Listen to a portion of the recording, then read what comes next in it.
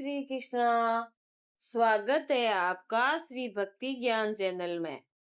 एक बार एक अनपढ़ गंवार आदमी एक महात्मा जी के पास जाकर बोला, महाराज, मुझे कोई सीधा साधा नाम बता दो जिसे लेकर मैं भगवान का जाप करता रहूं।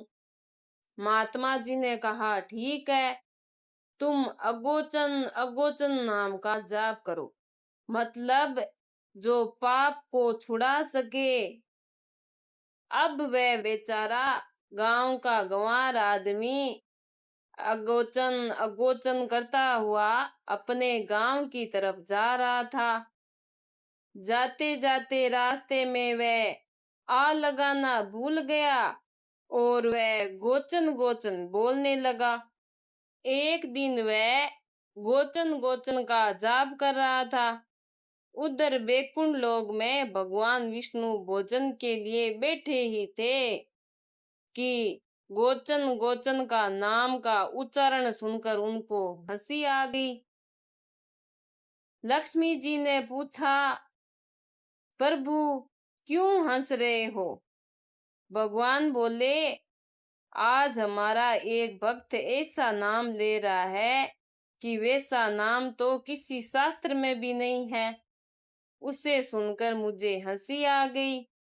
लक्ष्मी जी बोली, प्रभु तो हम भी उसको देखेंगे और सुनेंगे कि कैसा भक्त है और वह कौन सा नाम ले रहा है। लक्ष्मी नारायण दोनों उसी खेत के पास पहुंच गए जहां पर वह हल जोतते हुए गोचन गोचन का जाप कर रहा था। पास ही में एक गड्ढा था।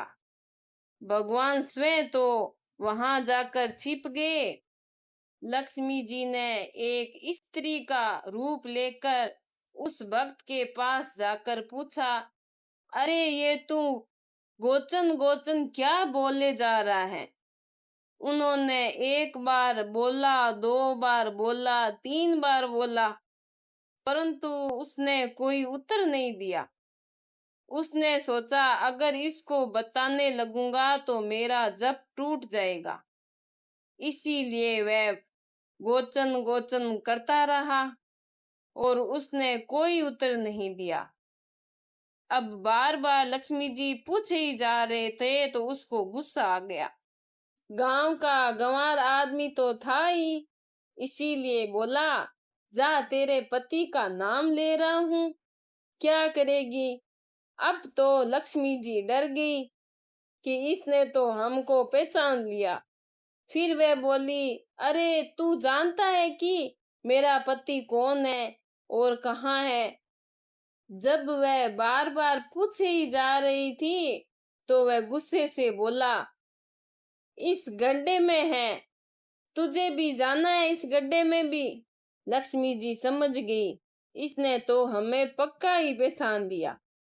वह बोली, प्रभु बाहर आ जाओ, अब छिपने से कोई फायदा नहीं है।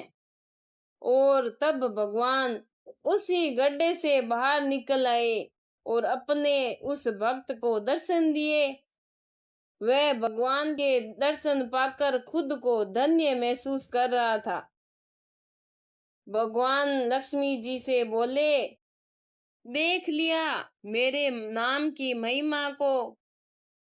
वह अगोचन अगोचन भले ही नहीं जानता, पर वह नाम तो हमारा ही जप रहा था।